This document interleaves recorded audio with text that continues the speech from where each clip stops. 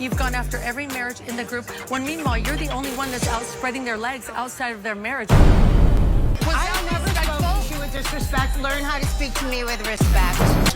You guys, I'm glad we all got together. Hey guys, welcome back to my channel. It's your girl, the Brooke Ashley, and today we are here to discuss the Real Housewives of Salt Lake City, Season 4, Episodes 6 and 7. And before we get started, I want you to get comfortable, grab a snack, because we're going to be here for quite some time.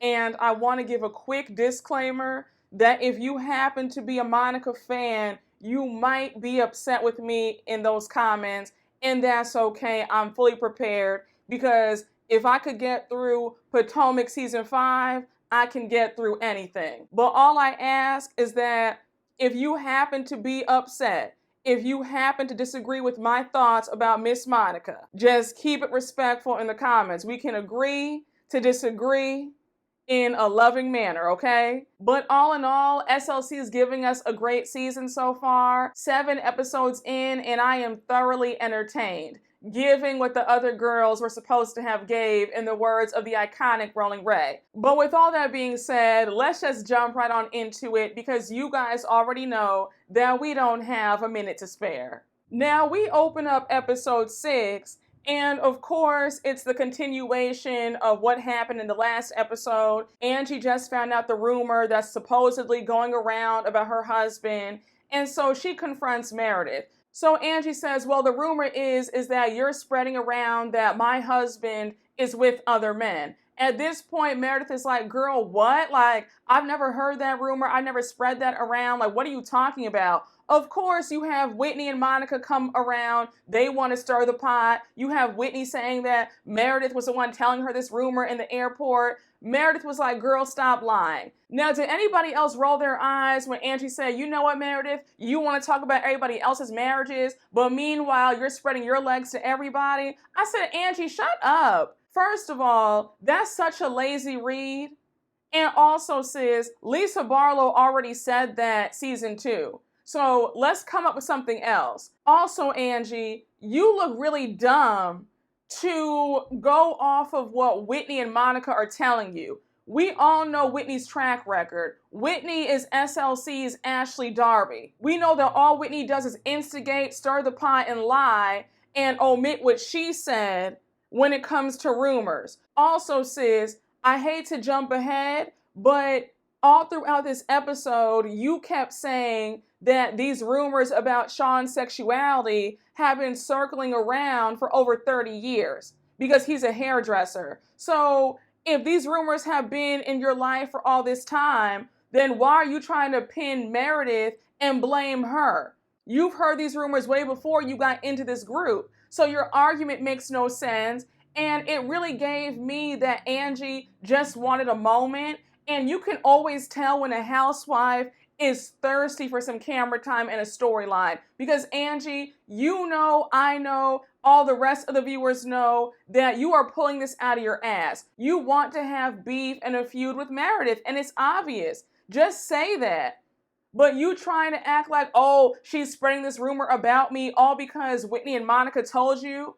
Like, let's be for real right now. You look crazy. And also, Meredith never said what the exact rumor was. She just said, I know things about them and their marriage. So for you to just automatically assume that it's that rumor, again, you look really silly. It's really clear that the majority of this cast wants to paint Meredith out to be the villain, and it's just not landing. We're not buying it, and everybody else looks foolish doing this. I was glad when Meredith got up and walked away. She said, you know what, Angie, this conversation is over. I'm not talking to you. Learn how to talk to me and other people with respect. And I agree with that. You're not going to sit up here and throw some shade, talk about, oh, I'm spreading my legs to other people because you want to believe these idiots about some rumor that I didn't say. We're not having that. The conversation would be over.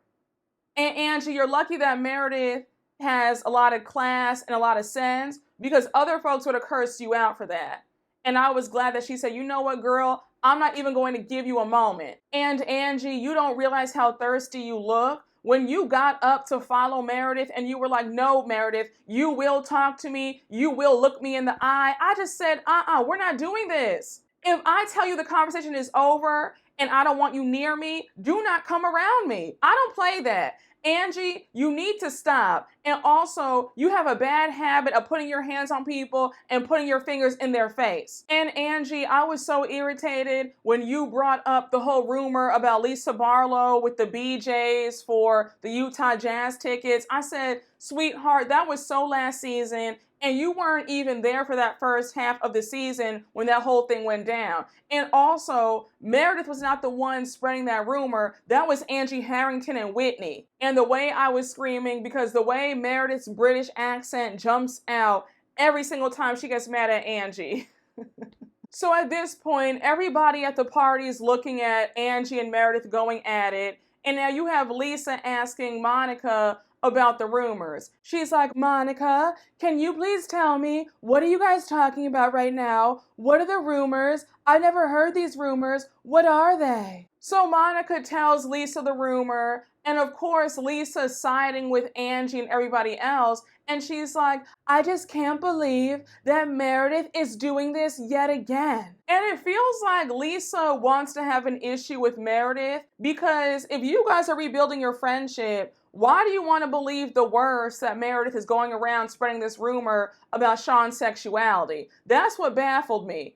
Because I'm like, you've known Meredith for what, 10 or 11 years? You guys were best friends prior to the show. Now all of a sudden you want to believe that she just goes around spreading all these rumors about people? Like, let's think about that. I feel like if I were Meredith, I'd be really annoyed watching this every single week, seeing my friend question my character and believe that I would spread such rumors about people and their marriages. That would really bother me. And I really wonder if Lisa and Meredith are going to be able to get back on track with what we see about Lisa feeling like Meredith is the villain right now and spreading all these rumors. So now Lisa goes on to say that these are all lies about Sean and that none of this is true, but also that she's never heard of the rumors. And Monica gets irritated. She's like, I don't know why everybody's acting like they never heard these rumors before. We've all heard them. We've all spread them. So now we see Heather off to the side, and she's like, oh,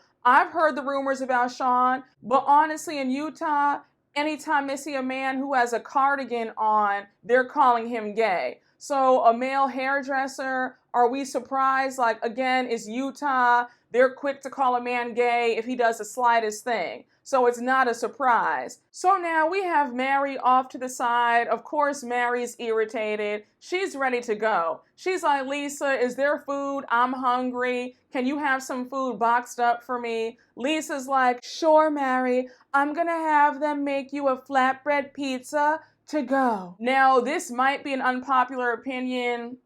If so, it is what it is.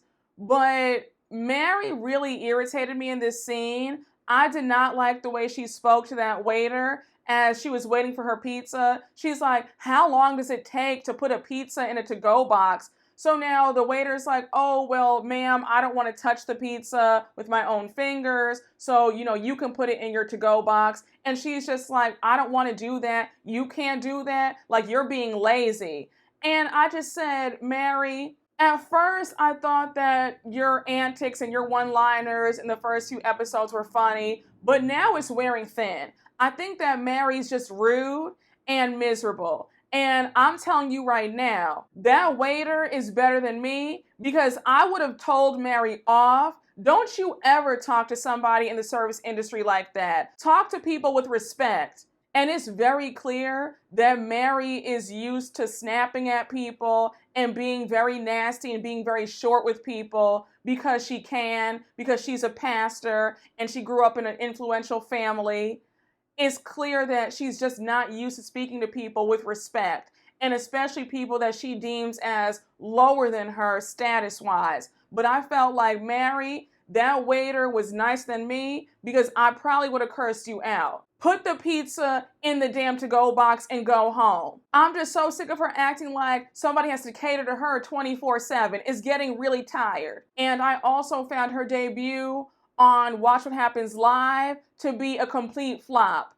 She didn't want to be there. The energy with her, Z-Way, and Andy was awkward. It was like, girl, why are you here? If you're so miserable, then stay home. But I'm just not feeling Maddie right about now. Again, it's worn thin, and I want to see something else. Because you can't go a whole season with just being rude and shady, and you never have a pleasant word to say to anybody at any time. Like, that's just not enjoyable to watch for anybody. And again, I'm not going to make excuses for her because she's black and because she went through all that she went through with Jenny in season 2. Rude is rude. I'm not here for any of it. Mary, if you're going to be on this show, get your act together and get that attitude adjusted. So now we see everybody leaving the party, and as Angie's leaving, she taps Meredith on the shoulder and she says that she feels sorry for Meredith and that Meredith is a very hateful person. And the way Meredith ate her right on up, she was like, Angie, I feel so sorry for you, honey. Like, don't pity me. You're the one I feel sorry for. And I just said, Angie, like I said earlier, you have this obsession with trying to get Meredith's attention any way you can. Because again, why couldn't you just leave the party? Why'd you have to try to shade Meredith on your way out? It's clear that you want her attention in the worst way. So now Meredith leaves and she's like, Lisa, I don't know what Angie's problem is, but it's clear that she wants to have a problem with me and I just don't get it. So Lisa says, all I want to know is how do we move forward as friends? And I just don't understand how Meredith can sit there and play the victim when Angie and myself are the victims. There are rumors being spread about Angie, and my party was messed up. And I said, one thing's for certain, Lisa is going to always find a way to make it about herself. I said, now girl, how are you a victim in all this? Baby, your party was just fine. Now, I'm not going to spend too much time on this next scene with Angie talking to Sean at home because they were both giving us some of the worst acting I've ever seen. Sean trying to force that tear out. I said, okay, sir. I said, how many times did you and Angie rehearse this scene? Because it was so fake. So Angie tells Sean the rumor, and Sean's giving us his best theatrics. He's talking about, to what end will this woman stop? Why is she doing this to us? What did we do to her? Then he goes on to say that it's not about the sexuality part. It's about somebody accusing him of being unfaithful. And since they're Greek Orthodox, infidelity is a big no-no. Now, I just said, here's where I need you guys to both stop playing in our faces. Because Angie, you and Sean both confirmed that these rumors about Sean's sexuality have been swirling around for the past 30 years. So if these rumors have been around town for 3 decades, why are you now trying to blame Meredith for trying to destroy your family? And also what really got me was Sean saying, oh, now our daughter's going to hear about this and I don't want this to affect her. I said, again, if these rumors have been around for 3 decades, I'm pretty sure that your daughter might have heard these rumors, I don't know, a few years ago. And also, for you to act like these rumors are going to change the way your daughter sees you, I highly doubt that. I was just so frustrated watching them pretend like Meredith is trying to destroy their family and destroy what they have. I said, you guys have got to be kidding me. And then you have Angie talking about, well, it's okay, babe, because I stood up for our family. I stood up for us. I said, Angie, shut up. You know good and well that you're milking this for a storyline because what do you really have to talk about? You just want to have this fight with Meredith. That's all it is. But for you to say, well, I stood up for our family. I stood up for what's right. Again, miss me with it. Why aren't you mad at the original people who started this rumor 30 years ago? The fact still remain that Meredith never said exactly what the rumor was. It's all speculation. You guys both look dumb. I wasn't buying this scene. Sean, the next time Angie puts you up to fake cry, say no. No. Because it wasn't believable at all, and you look stupid. Now, I'm not going to hold you. I felt like episode 6 had a lot of filler scenes. This scene with Monica getting her kids ready for school, that was a bit boring. I'm not going to hold you. Then the scene with Lisa and Jack getting pedicures, I wasn't that interested. But I will say I find it funny that when Lisa was talking to her son about the mission trip, when Lisa was like, well, you know, obviously I did something right for you to want to go on a mission. And I said, Lisa cannot help herself. She wants to take credit for everything because when her son looked at her and he said, no, me going on a mission, that was all me. It was all my idea. And she was just sitting there. Her face looked so cracked. I said, baby, it's not always about you. I know that might be really hard to swallow, but again, it's just not always about Lisa Barlow. And the fact that you want to take full credit for a decision that your son made over a year ago without your knowledge, girl, stop. And Lisa, I have to get on you yet again because when we get to this next scene with you and Whitney over at Angie K's house, baby, the way you made this all about yourself, I said, my God, can you please learn how to read the room? Lisa, it is not a good trait to be self-centered. Like, girl, it's not cute, especially not at your big age. Again, it's not always about you. But anyhow, Lisa and Whitney are at Angie's house. They want to see how she's doing. Of course, Angie's being so dramatic. She's like, oh, I just feel like I've been on edge these past few days. I haven't been able to sleep. I feel like I've been sleepwalking. I said, all this over a rumor that's been circulating around town for over 30 years. So all of a sudden now you can't sleep because Meredith allegedly said this rumor that you've already heard 3 decades ago. Got it. Angie, I will not allow you or anybody else to play in my face like this. I need you to stop. You know good and damn well you are not losing sleep over this stupid rumor that you know isn't true and that you've already been hearing for years. So let's not. You obviously just want a storyline and you want to have a problem with Meredith and it's falling flat. So they sit down to talk and Lisa says, I was really worried about Angie and I have to say, I would have liked it if somebody had checked up on me last year when they were all ganging up on me and making rumors about me. Instead, I was at home consoling myself with a burrito. The way I was shaking my head, I said, Lisa, give it a rest, please. Last season is over. It's not about you right now. Let's focus, okay? The focus is on Angie K. It's not about you. So now we have Angie bringing us more BS and she's like, yeah, I told Sean the other day and guys, he cried. Then she goes on to say that Sean was worried about their daughter Electra and what she's going to think about this because he's always wanted to be her hero. And I've grown tired of saying the same thing. Angie, this is so rehearsed and you look really sorry. Because this is just clearly for a storyline. You don't even believe the words coming out of your mouth. So now Lisa interjects and makes it about herself the way she always does.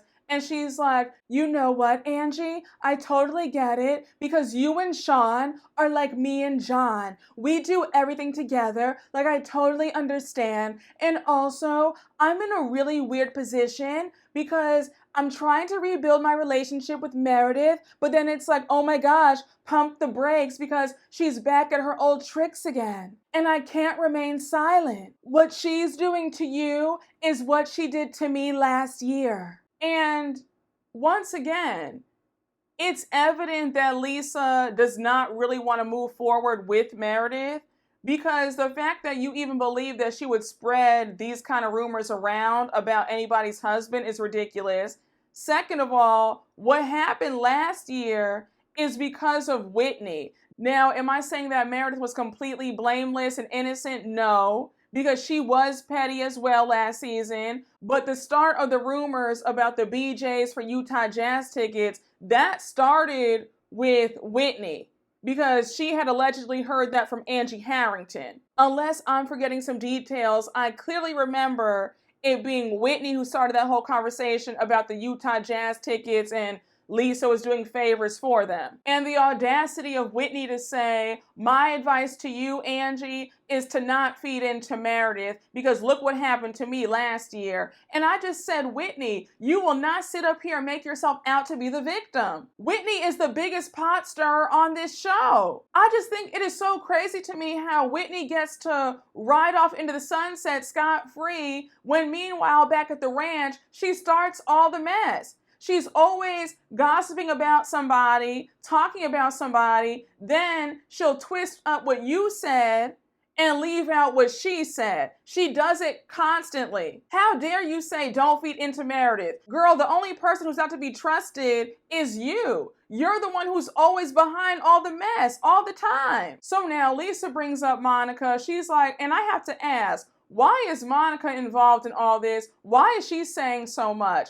Then she goes on to say that Monica also lies as well, and she's still angry that Monica made up that story about her being on private jets with Snoop Dogg. So now you have Whitney coming to Monica's defense. She's like, Monica should not be getting any blame. She was a good friend to you, Angie. She told you to your face about what the rumor was. I said, Whitney, stop. You pushed Monica to say the rumor out loud because you're a coward. You were too afraid to say it, so you wanted to get her to say it. And like an idiot, she took the bait and was stupid enough to repeat that rumor on camera. So now they change gears in the conversation, and Angie brings up Heather. She wants to know where Heather and Lisa stand. And Lisa says that at her party the other day, she actually told Heather about Jack's mission. So she's like, look, between me and Heather, I just don't feel like arguing with her. We're in a pretty good place. That's it. So we find out from Angie that Heather invited her over to her house last week, and she apologized to Angie for allowing everybody to pile up on her in Palm Springs. And then she also went on to say that she has a lot of respect for Angie. So when I tell you that Lisa was so livid hearing this, Lisa went on this whole rant about how she was piled on last year and nobody came to her defense, and Heather let everybody else get on her. She had nobody on her side,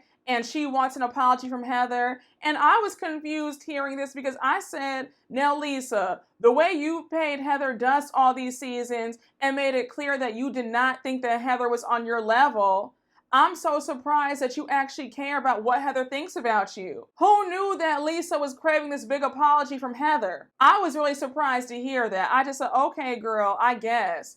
But I just think that it's not the time or the place to make this about yourself and how you feel like Heather owes you an apology over what. So when I tell you that Lisa went on this rant for like a good 5 or 10 minutes, she's like, you know what, Angie? I'm happy for you. I'm happy that you got your apology, but she never gave me that. And where was this friendship from Heather last year when I needed it? No offense, Angie. You had a bad weekend in Palm Springs, but I've had to endure this for 3 years. And my question was, what exactly did you have to endure from Heather for 3 years? Because if I remember it correctly, you and Heather weren't close.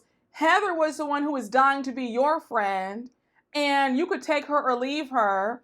You ended up bonding with Whitney last season because you and Heather were still on the out. So I'm just confused as to how you can twist your mouth to say, well, where was his friendship? And I've had to endure this for 3 whole years. Again, what exactly did you have to endure? I was just so confused on so many levels because, like I said, Lisa's not the victim, and I had no idea that she craved Heather's validation or friendship. So now Lisa shares that last week, her son Henry called her up hysterically crying because somebody in his grade told him that Lisa had naked pictures swirling around on the internet, and now Lisa's crying at this point. Now I just said, Lisa, we're talking about Angie K right now. How are you making this all about you and what you're dealing with?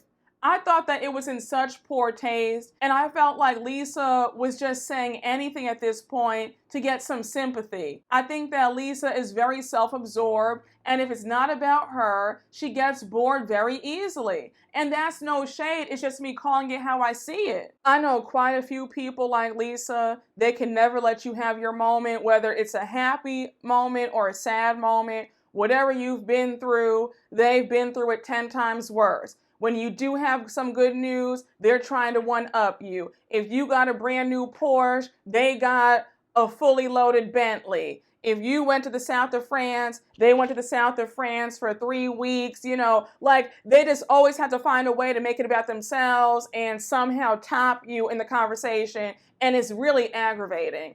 And that's how Lisa is. Now, I don't have too much to say about this short scene with Meredith and Brooks. We find out from Meredith that it's been a hard few days because when she was leaving Lisa's party the other day, there was a snowstorm and the driver lost control of the car. And mind you, they were between a cliff and a snowbank. So thankfully, the driver drove them into the snowbank and not off the cliff. Now, I noticed that production had put accident in quotes, and I was just like, were they implying that they didn't think that she was in a real accident? Because, listen, that's scary as hell. You drive into a snowbank, you drive off the road during a snowstorm, they could have been killed. So I felt really bad for Meredith. I saw that Meredith was upset on Twitter about it, and she even addressed it. Like, I'm not faking that. I was in a real accident. It was scary as hell. But I'm glad that Meredith is okay. Car accidents are no joke. They are traumatic as hell. And I could only imagine how she felt, especially on those windy roads in Utah, and it's snowing too. I would definitely need a few days to regroup. Again, I don't have too much to say about this scene, but we do find out that Meredith was asked by the GLAAD Awards to be on the committee and the board, and when she told Brooks, he was so happy to hear that. Now, we jump on over to Monica hanging out with her grandma and her mom, and they're taking her grandma to the senior center because her grandma goes there all the time to play bingo. Now, when they get there, we see Monica and her mom off to the side, and they're having a conversation. Now, let me just stop for a minute, right? Because when we first were introduced to Monica's mom, I was under the impression that Monica and her mom had a great relationship. But apparently there are some cracks in their relationship.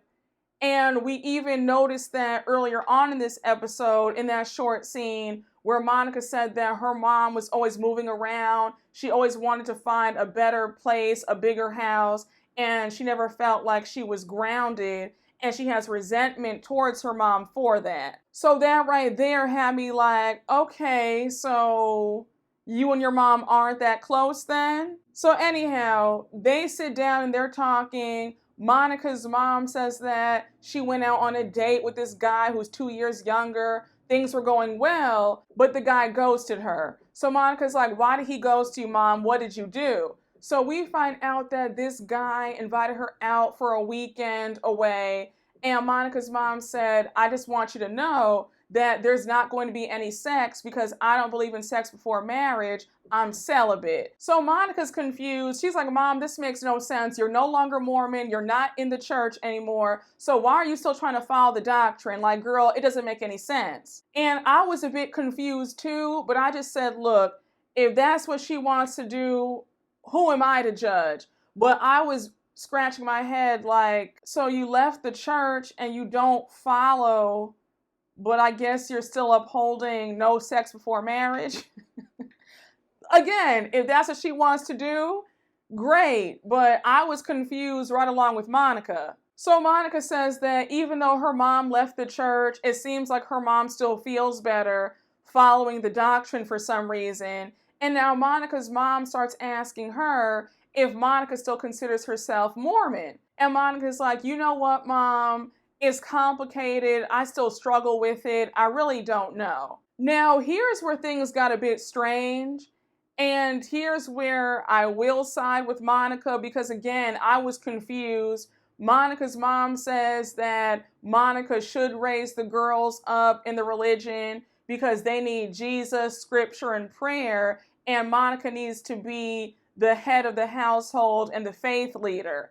So Monica was like, Mom, how can you say that because when we got out the religion, you apologized to me about ever putting me in this religion in the first place. So why would you want me to put your grandchildren in a religion that you no longer believe in? Like, it doesn't make any sense. Now, I thought it was interesting when Monica's mom started denying it. She was like, I never apologized to you for that. Like, no, that never happened. And Monica said, no, Mom, yes, you did. Personally, I think that Monica's mom has some guilt about leaving the Mormon church. I think that she's obviously conflicted, sort of like Heather.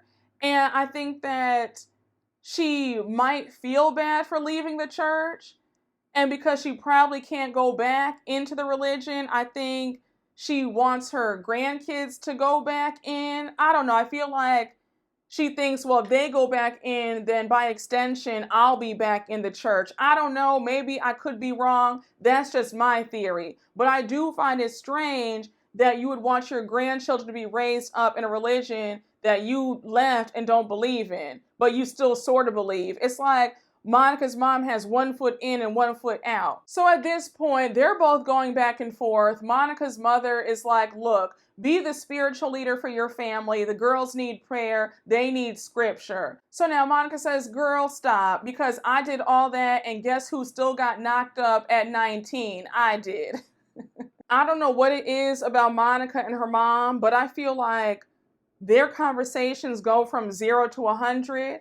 Because when Monica blurted out, I've done more for my kids than you've ever done for me, I was like, girl, where is this coming from? Because again, when we first met you in the first episode or the second episode, your mom seemed like she was your biggest supporter. And you made it seem like you and your mom were like this. So now for you to throw it in your mom's face that she didn't do that much for you, I'm like, girl, what? Like, what's going on? So now Monica's mom gets mad. She's like, girl, I was a single parent. So now Monica's like, well, girl, I was too. She starts rattling off how she was on food stamps and public assistance.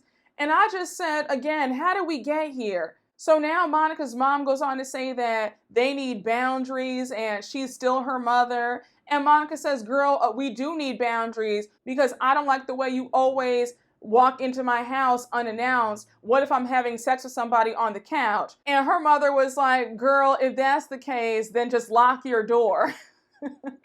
And maybe these shows have made me a bit cynical, but there was a part of me that felt like her and her mother were putting on for the cameras.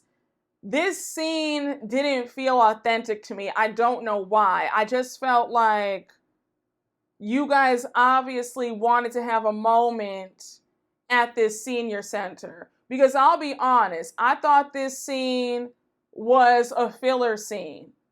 It didn't really move me.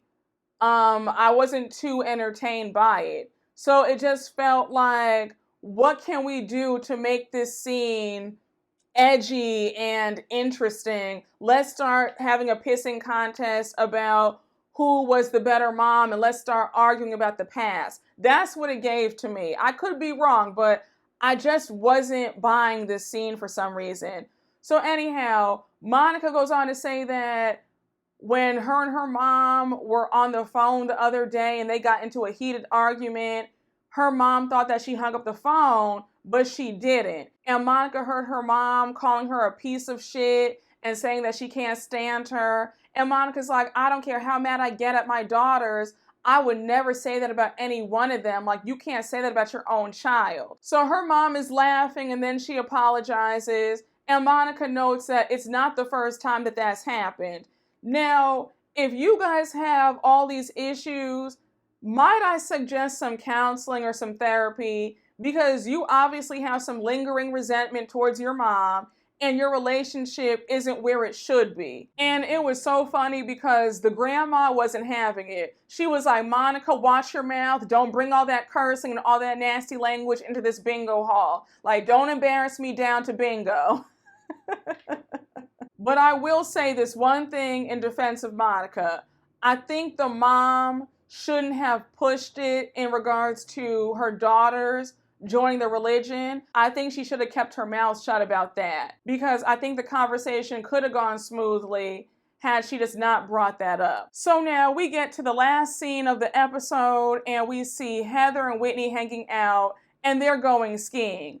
Now when they're done skiing, they sit down to talk, and of course Heather brings up Lisa and Jack's mission. She's like, yeah, the other day at Lisa's party, she finally told me that Jack's going on a mission, and I just feel a type of way about it because I've been on missions. Why am I the last person to know about Jack? And I just said, Heather, I don't understand why you're so invested in what Jack has going on. He's not your child. He's not your nephew. There's no blood relation. You and Lisa are barely friends. So why do you care so much about what Lisa and Jack and their family have going on? It's ridiculous. I don't care how you slice it. I think that Heather needs to mind her business. So now Heather's asking Whitney, how does she feel about Jack going on a mission? And Whitney says, honestly, Heather, I don't have any thoughts about it. It's his decision. What am I going to do? Go up to their house, knock on their door and tell him not to go? Like, I can't control that. So here goes Heather on her high horse, and she's like, so you don't feel conflicted about the fact that Jack is going to go door to door selling the Church of Latter-day Saints? We all know how destructive that church is. So now Heather goes on to add that the Mormon church is racist, homophobic, sexist, misogynistic. And I saw a lot of you guys saying, well, I understand where Heather's coming from. She wants to warn him. And yes, I get where you're coming from. But remember, people get really touchy about their children. So it's just not a good situation for Heather to insert herself in what Lisa has going on with her son. Period, point blank. You can make all the points in the world, but Lisa is going to get upset if you try to tell her about what her son is doing isn't right. She's going to get angry. So now Whitney says, since we're on the topic of Lisa, the other day we all went to Angie's house, and when Angie told us that you invited her over and you apologized to her, Lisa went off. She was pissed. She was in her feelings about it. And I had no idea that she was upset. And we end the episode with Heather being shocked that Lisa's angry that her and Angie are cool and that she apologized to Angie. Now, I was surprised, like I said, because I had no idea that Lisa cared so much about what Heather thought. I always thought that Lisa could care less about Heather. So to find out that she wanted Heather to stick up for her and apologize to her, I'm just like, girl, where is this coming from? And now we jump right on into episode 7, and we open it up with Angie K. She's at home and she has all these invitations for her Easter party. I thought the Easter baskets were so cute.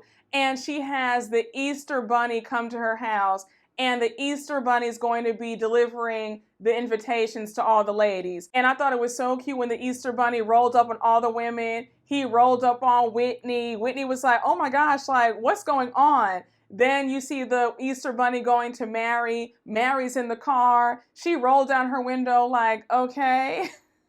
I said, Mary, can you just be happy for a minute? Like, my God, must you be so surprised every single time? I thought it was so funny how the Easter bunny caught Heather off guard because the Easter bunny was sitting in Heather's back seat. So she turned around and she was like, wait, like, what the hell? While Angie gets on my nerves, that was a really cute way to deliver the invitations. I want to like Angie, but I just need her to stop with the desperation.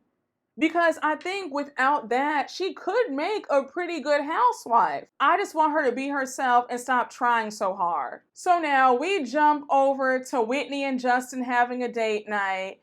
And when I tell you, you could cut the tension between them with a knife.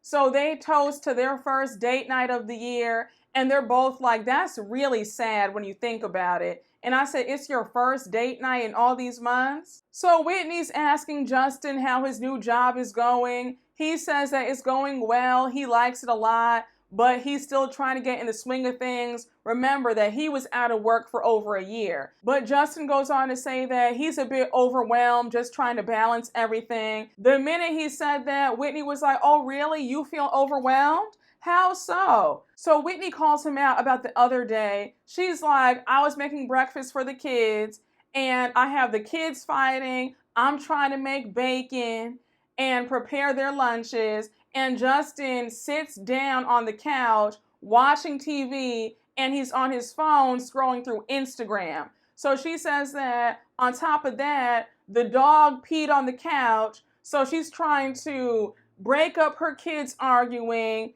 get the dog off the couch, and the bacon is on the stove burning. So she's just like, the fact that he just sat there the whole entire time watching TV while I'm struggling, and now he wants to say that he's overwhelmed? Like, really? So Whitney goes on to say, well, if you're overwhelmed, then I'm sinking because I feel like I'm really having trouble. So now she goes on to say that their communication is awful and they need to work on it. And honestly, throughout this conversation, it was clear that Justin looked so checked out. He was barely talking. He was just like, well, you know, I understand. I hear where you're coming from, but I don't always want to be the one bringing it up. And I just said, sir, if your wife is telling you that she has an issue, you need to figure it out and try to work things out for the sake of your marriage.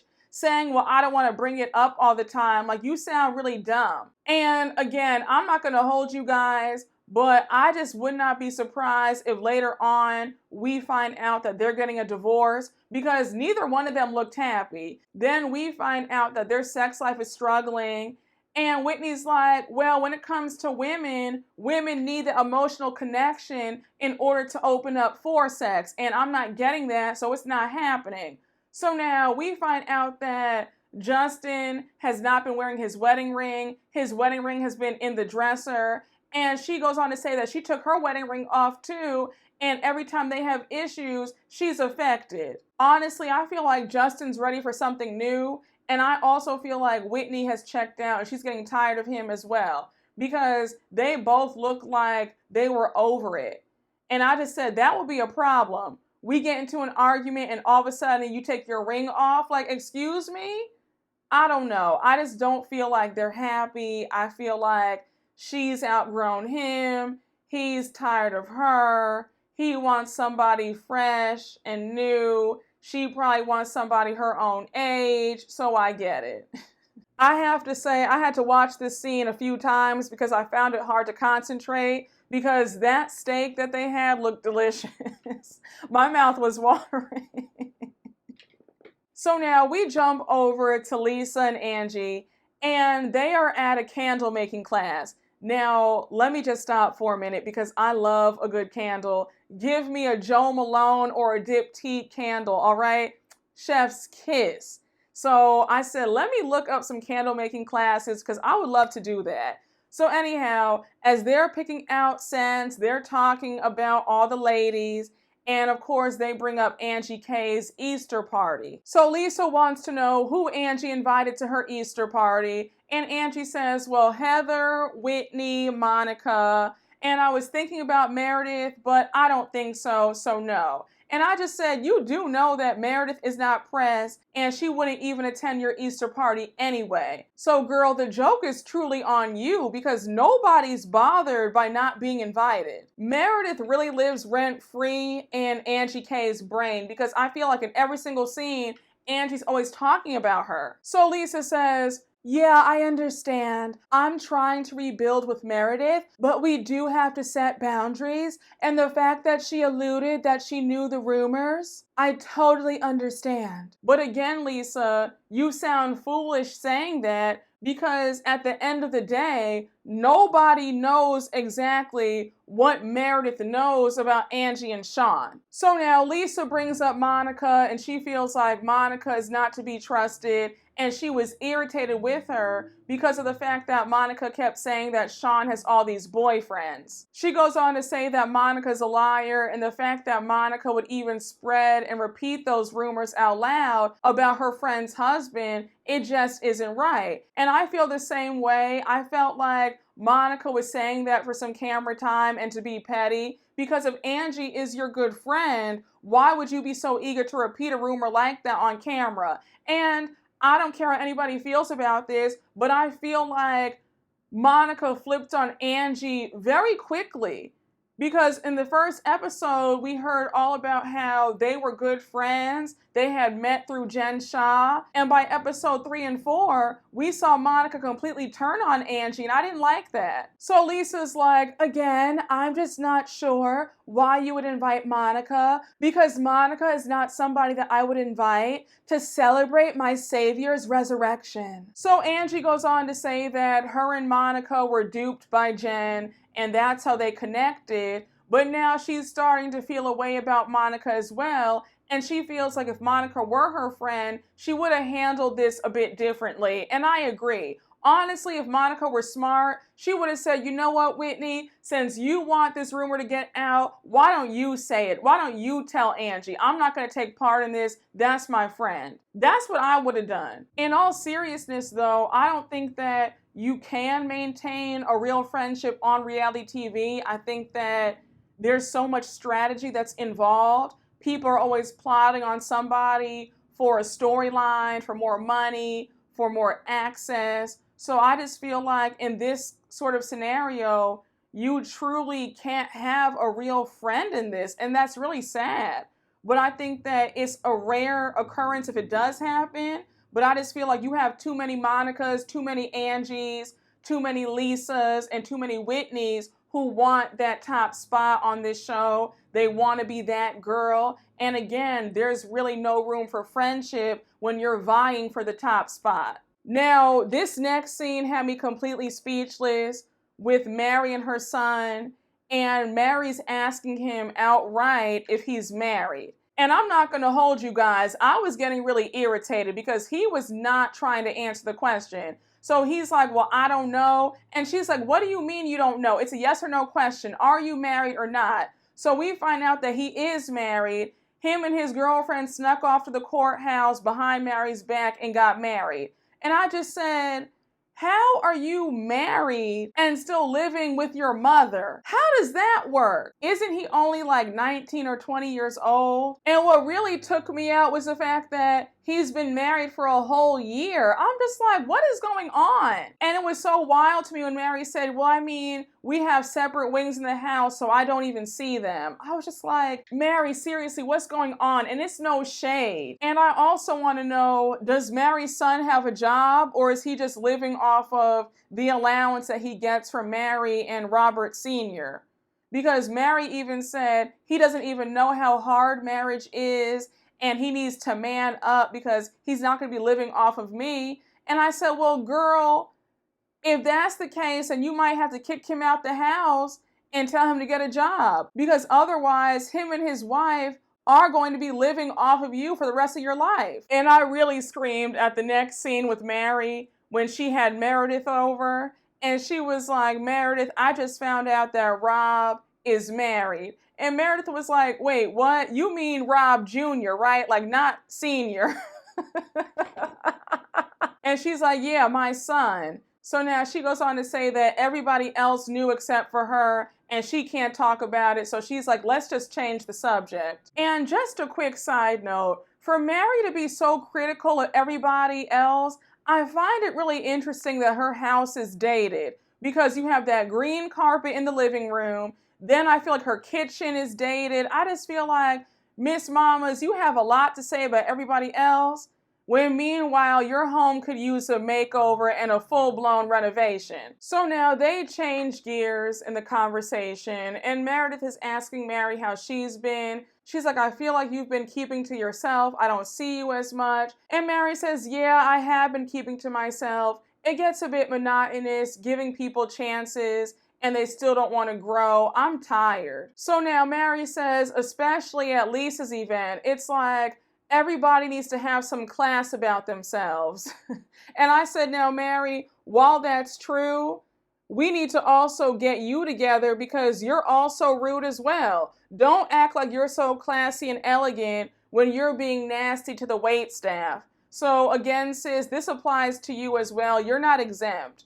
I don't know why Mary has put herself on this high horse when she can be just as rude and just as nasty. So Meredith says, I completely get it because I'm being accused of saying that Angie's husband, Sean, is gay. I would never say that. I never spread those rumors. Then she goes on to say, I would never question somebody's sexuality because my son is gay. So how would that look if I did that? And that right there is why everybody looks so foolish trying to pin these rumors on Meredith. Like, you guys just sound so dumb. You really think that Meredith would do that to somebody else, knowing how she was upset when people were trying to out Brooks before he came out? Like, let's just be real for a minute. So now Mary starts asking if Meredith got invited to Angie's Easter party. And Meredith is like, what Easter party? So Mary's like, oh, the bunny didn't come to your house? And Meredith is like, girl, what Easter bunny? And she's like, yeah, Angie had this whole production. The Easter bunny came and delivered the invitation to me. So Meredith says, well, no, I didn't get an invitation, but it doesn't even matter because I won't even be here. I'm going to be in LA for the GLAAD Awards because I'm on the board and I'm on the committee. So Mary says, well, since you're not going to be there, then there's no reason for me to go because I don't like them. And I said, you know what? I'm glad that Mary has finally said something that makes sense because you clearly hate all these women. So do us and yourself a favor by sitting this event out because nobody wants to see you in the corner talking to yourself, making snide remarks about how you can't stand these ladies. So again, you're doing us all a favor by saying no and opting out. So now we get to the day of Angie's Easter party, and I have to say, one thing about it, Angie knows how to throw a party. I will give Angie her props for that. I will always give credit where credit is due. Angie had her home decorated beautifully. The food looked amazing. I loved how Angie had the stack of dollar bills. She was like, it's a Greek tradition. We have a party. We throw out ones. I said, I love it. I said, one thing about it, Angie will not let you forget that she is Greek, honey. I said, if we all took a shot to how many times Angie said that she was Greek, we would all be passed out with alcohol poisoning. So while Angie's waiting for the guests to arrive, she gets a call from Mary. Mary's like, hey, Angie, thank you for the invite, but I can't make it to your party because I have to go to Vegas. Our Vegas house, the basement had flooded a year ago, and now they finally finished renovating it. So now I have to check on it to see if it's okay. So Angie's like, oh, it's no problem, Mary. I'm sorry you can't make it, but next time. Now I said, Mary knows good and damn well that she could have checked on that Vegas home at any time. But to pick the day of Angie's party, now you have to go to Vegas? And isn't your husband living in the Vegas house? Why can't he check out the basement and then give you a report on what's going on? So now we see Angie's dad arrive along with her aunt, and we find out that Angie's father is a widower and that when she was 7 years old, she lost her mom. So her dad was a single dad taking care of 7 kids. And Angie's dad seems so sweet. And I have to say, when Angie's in her element talking about her upbringing and her life,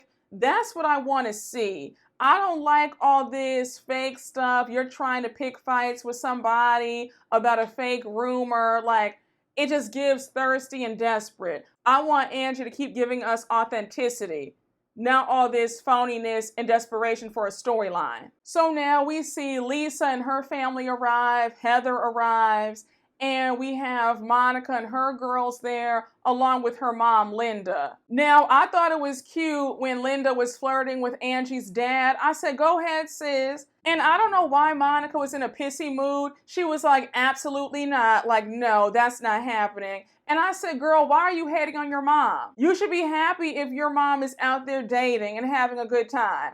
And I'm pretty sure that Angie's dad has a nice coin. So that's better for you, because we all know you need all the money you can get, sis. I said, you better hope your mom can help you and pull you guys out of poverty. So I wouldn't be talking about some absolutely not. You need to be saying, girl, go ahead, get him. So before they all sit down to eat, Angie gets up to give this awful speech about Christ's resurrection. And she pretty much is trying to compare what Jesus went through to what she's going through. And they were all looking at her like, girl, what? I was like, Angie, if you don't sit down and let Father George say the prayer, like, stop embarrassing yourself. And please don't compare your petty drama. Please, just stop. And when they all started making their plates, that food looked so good. Like I told you guys, I love Greek food. So the way I would have been at that party in heaven, I say again, Angie, the next party you have, I will be there. I will come right on over to Park City, Utah, and I'll be right there. And of course, since they're so pressed about Meredith, you have Whitney saying, "Oh, where's Meredith?" I said, "Sweetheart, don't worry about her. You are awfully pressed about somebody that you claim that you can't stand." And that's how I know you guys are truly bothered. Because when you truly don't care about somebody, you're indifferent. Like the saying goes, the opposite of love isn't hate, it's indifference.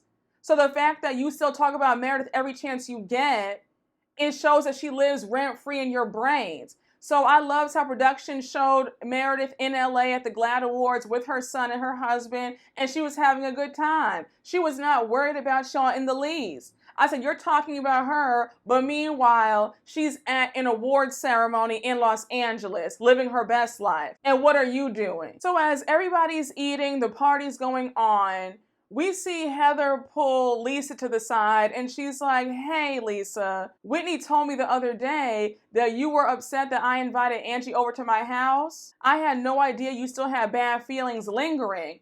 So now she goes on to bring up how she was the last person to find out in the group that Jack was going on a mission. So Lisa's like, "Look, Heather, I don't want to talk about Jack and his mission right now. It's not the time or the place." And you guys know where I'm coming from. I feel like Heather is out of line to keep pressing Lisa about what her son is doing. This isn't your place. And yes, you're allowed to feel strongly about the church and how terrible they are, but you don't have the right to tell Lisa what to do with her son. You just don't, Heather. You have to take this on the chin and leave it alone. And Lisa was irritated. I already knew she would be. She was like, "I don't understand. Why is Heather so invested in Jack's mission?" So Heather says that Lisa's sending Jack out into the wilderness for 3 years, and they deserve to hear the good and the bad.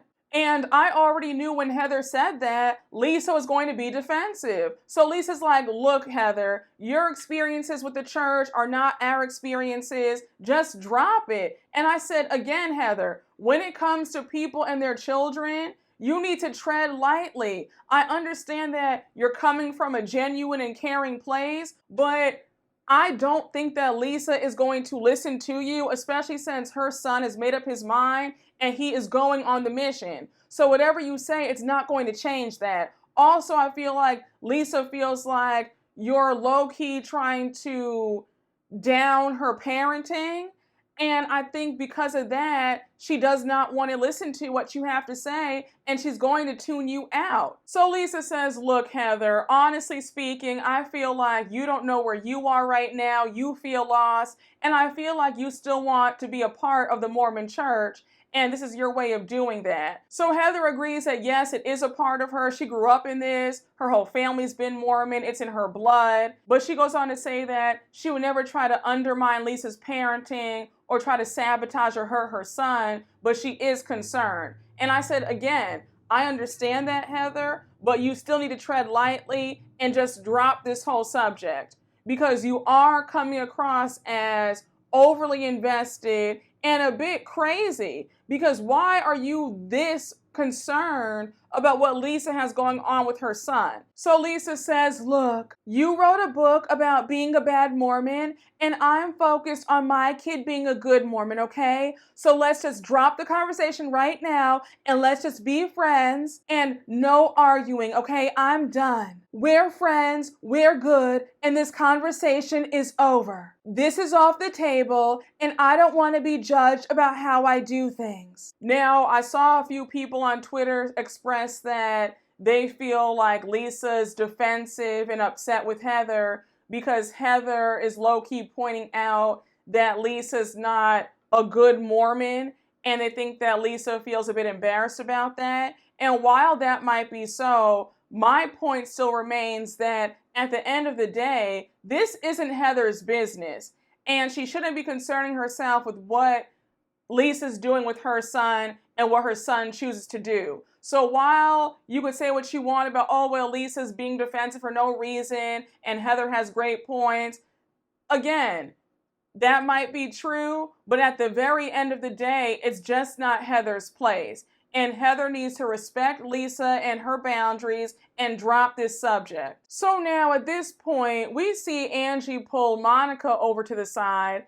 And Angie says, hey, Monica, can I talk to you about something? I have to say, it really hurt my feelings when you revealed those rumors that you thought Meredith was speaking about. So immediately, Monica gets defensive and she starts snapping at Angie. Now, I saw people saying that it was Angie's fault for even bringing this up to Monica. She should have waited.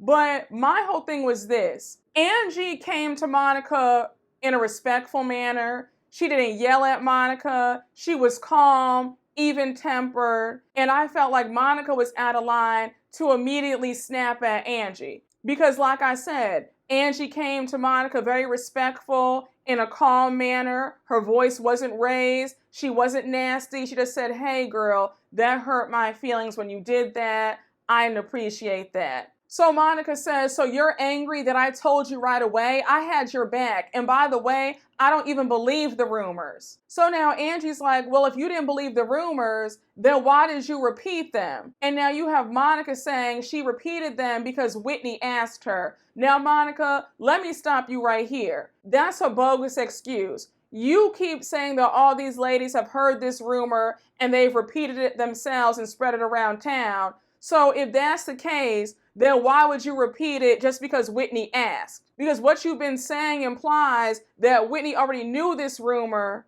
So if that's the case, then why would you say it if she already knew it? Like I said, Whitney set you up. Because if I were you, I would have had Whitney repeat the rumor. I wouldn't have gotten caught out there saying that. But Angie, I have to quickly check you.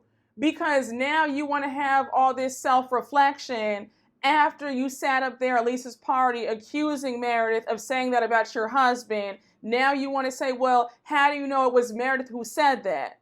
If you really believe that it was Meredith who said that about you and your husband, then now why are you trying to check Monica about her repeating this rumor?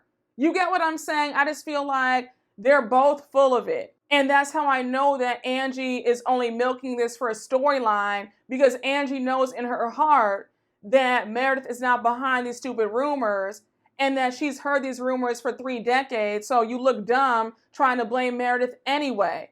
Either way, all signs point to Meredith being vindicated and she's not the villain. So now Angie says, let's back up for a minute. How do you know that it was Meredith behind these rumors? So Monica says, look, I told you, I heard these rumors from the Salt Lake City streets. I was just like, girl, can y'all stop? The Salt Lake City streets?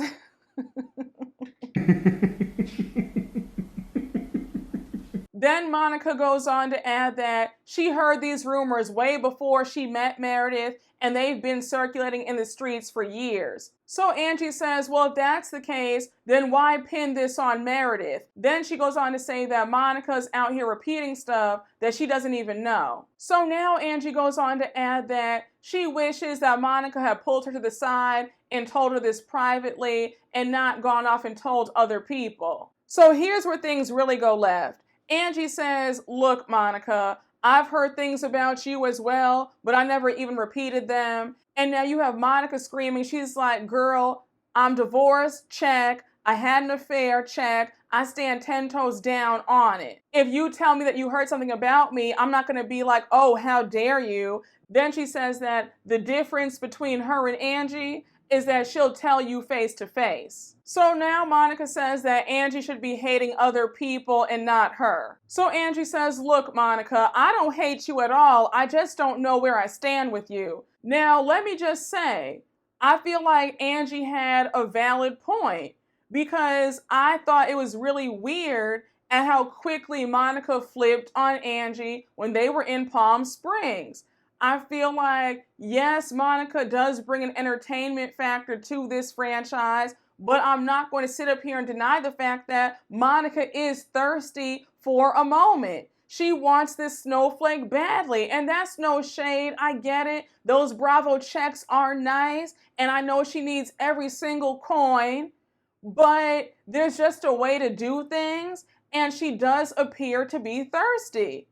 Because I felt like, how do you go from Angie's my friend to now all of a sudden you're leaving her out to dry and you're snapping at her? Like, it just doesn't make any sense. So I understand Angie saying, girl, I don't know where I stand with you. 1 minute we're cool, the next minute you're cursing me out. Like, I'm just confused. So things get really heated, and now Monica's mom walks over and she's like, look, ladies, you guys are both beautiful women, and Greek people and Portuguese people are very passionate, but today's not the day for all this. And Angie says, thank you for that, Linda, but we're not fighting. We're just trying to wrap this up. So now at this point, Monica gets really nasty. She's cursing. And Monica's mom is like, girl, this is not the time or the place. You're in somebody else's home. It's Easter. Your daughters are right there. Like, just don't. Like, another time, another place, but not right now. And mind you, Monica's mom is telling her to stop in Portuguese. So you have Monica still flying off at the mouth. She's like, look, people get angry when I pop off.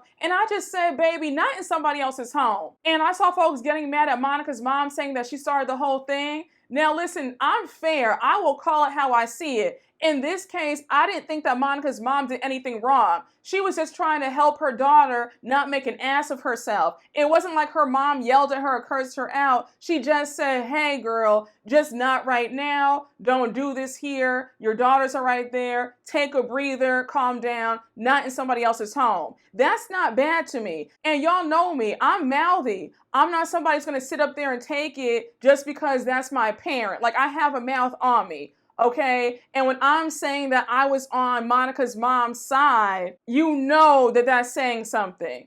But I did not think that Monica's mom was in the wrong. I thought that she was well within her right to say, hey babe, I love you, you're my daughter, but it's not the time or the place. You have all these kids here, your daughters are there having a good time. Don't get in this lady's home showing your ass. And I'm a huge believer in that. I do not believe in causing mess in someone else's home. And Monica, you're lucky that Angie showed restraint, because I would have cursed you out. I don't know who the F you're talking to. You're not going to talk to me like that in my home, not the place where I lay my head and I pay the mortgage, sis. That's not happening. We're not doing that. I was gracious to invite you and your family here. You better show me some respect. And I know people keep saying, well, Angie shouldn't have pulled her to the side in the first place. Well, be that as it may, Angie came to her in a calm manner. She was hoping to have a calm discussion. And if Monica didn't want to talk, she could have said, you know what, Angie, let's talk about this later on. But I don't want to make a fuss in your home. She could have said that. I had secondhand embarrassment watching Monica make a fool of herself because her mom was like, come to the bathroom with me, take a breather. And Monica screaming at her mom. She's like, no, I don't want to go to the bathroom with you. Like, leave me alone. And I was just kind of like, is this really happening in the middle of the party? You have the priest there, you have all of the guests there, all the kids there, and here Monica is screaming at her mother and everybody's staring at her. I was just like, oh my gosh. I said, Monica, rein it in. Yes, I understand you feel a type of way, you feel annoyed, that's fine. But girl, don't do this in a public setting. Like, this is embarrassing. And when Angie said, what a shame, because I just wanted to talk to you calmly. And then Monica's like, we can't talk calmly because you're going to keep blaming me. And I loved how Sean was like, look, we don't do all this in our house. And I said, exactly. Because I don't know who you think you're talking to. He said, you're not going to talk to my wife like this, not in our home. That's not happening. That's not going down.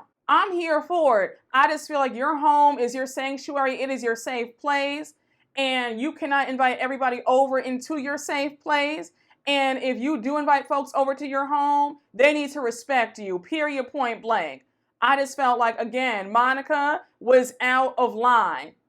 I'm sorry. She was out of order. You do not sit up here and scream at the hostess, cursing her out. And you can say what you want, but Angie ate Monica right on up because Angie was the one who looked like the angel and Monica made a pure fool out of herself. So we see Linda following Monica around, and Monica's like, get away from me, I don't want to talk to you. And now at this point, we see Monica's mom walk over to Angie and Sean, and she's like, I am so sorry, like I am so embarrassed right now. And Sean and Angie say, it's okay, it's not your fault, you didn't do anything wrong. Now, I saw several people on social media saying that Monica's mom was dead ass wrong and she was gaslighting her daughter and it was all her fault that this started. And I don't know if we were watching the same exact show, but I didn't see that at all. I saw a mom who was trying to tell her daughter to calm down, don't make a fool out of yourself, and the daughter was being immature and embarrassing herself. That's what I saw. Unless I saw it wrong, let me know down in the comments. But I would like to think that I'm of sound mind and I have some reasoning and logic, but I really don't see where Monica's mom was wrong for what she did. I saw folks saying that they think Monica's mom is jealous of her. I don't see that at all. Now, is there obviously some dysfunction in their relationship? Yes. Is there some resentment on Monica's part about what she didn't get as a child? Yes. But with all that aside, I still feel like in this instance that Monica was out of line. You cannot convince me otherwise. I didn't think that her mother did anything wrong. Her mom didn't yell at her. She didn't curse at her. She just said, hey, honey, calm down, not at somebody else's house. Wouldn't your mom say the same thing to you if you were getting crazy at somebody else's house at their event? I know mine would. So now at this point, Monica's mom walks over to where Monica is sitting and she's like, honey, you're my first concern. I just wanted to make sure that you're okay. So Monica snaps. She's like, no, you don't. I'm not your first concern. You just wanted to dance and have fun. And I said, well, as she should, because you guys are at a party and the whole purpose of the party is to have fun. So why wouldn't she want to enjoy herself? You're the one bringing the whole mood down, screaming and making a fool out of yourself. But now you want to be mad at your mom because she's trying to have a good time? And her mom, Linda, says, well, you were shouting at a family gathering. So now Monica says, I never want my kids to feel alone. I'm going to always have their backs. And I said, it wasn't like your mom didn't have your back. She actually did. Your mom just said, I don't want you to make a fool of yourself at somebody else's home. She said, calm down. That's all she said. How is that not having your child's back? Because it's not what you wanted to hear. That's not having your back. I feel like people have an immature mindset about what having somebody's back is. That's called love. When you love somebody, you tell them the truth sometimes.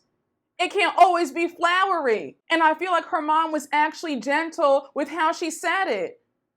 I just don't understand the disconnect. Folks are saying, oh, her mom was just so messed up and she was gaslighting her and she's jealous of her daughter. And I can't believe she had Angie's back and not her own daughter's. That's not having your daughter's back. Telling your kid, calm down, I love you, not in somebody else's home. That's terrible parenting.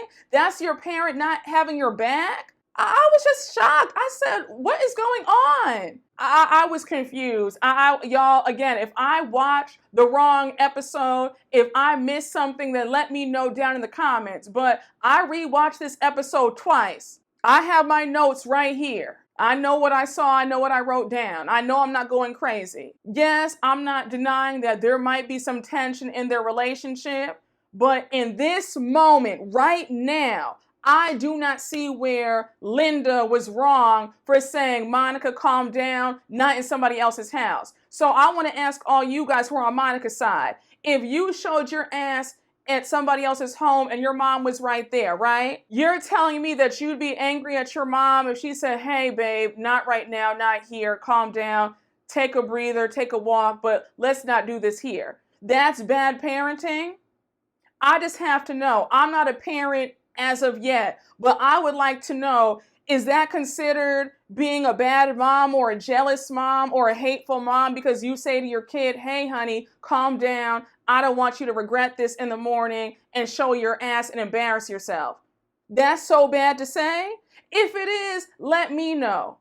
I'm always willing to learn. I think that Monica is angry about her financial status and being in this group is exacerbating her insecurities. And because she's mad about her financial woes, She's taking it out and she's lashing out at everybody. That's what I really think this is about. So at this point, Monica's mom starts laughing, and Monica's like, okay, Mom, really? You want to laugh? And I feel like Monica's mom was laughing at how stupid this was, because there are times where I'll laugh in an argument like, are we really arguing about this? Like, surely you really can't be mad at this. Am I the villain? Am I the drama? If so, let me know down below. But I didn't feel any way about her mom laughing, because I said, girl, I would have laughed too. Like, I cannot believe that you're mad at me about this when all I'm trying to do is help you out. So Monica's like, well, you think it's so funny? Then find your own way home. I'm dead ass. So now she gets up and she's like, girls, we're going home. Let's go. I felt so bad. Her daughters were having so much fun. And during this time, they were throwing out the ones. So all the kids were on the floor picking up all the money. And one of her daughters got so much money in her hand. And I said, let those babies enjoy themselves. Like, I thought that was so wrong. And they looked sad when they had to go. I said, that's not right. And I said, no offense, Monica, the way your finances are set up, I said, you need to be on that floor picking up those dollar bills too. Ladies, may we get a word? Hide the money, y'all. There's poor people around. With your broke ass. But I thought that was so wrong of you to cut your daughter's time short and have them miss out on a good time because you're in a pissy mood about nothing. And then the way she didn't even say goodbye to Angie, that would have been the first and last time Monica was ever in my home. Absolutely not.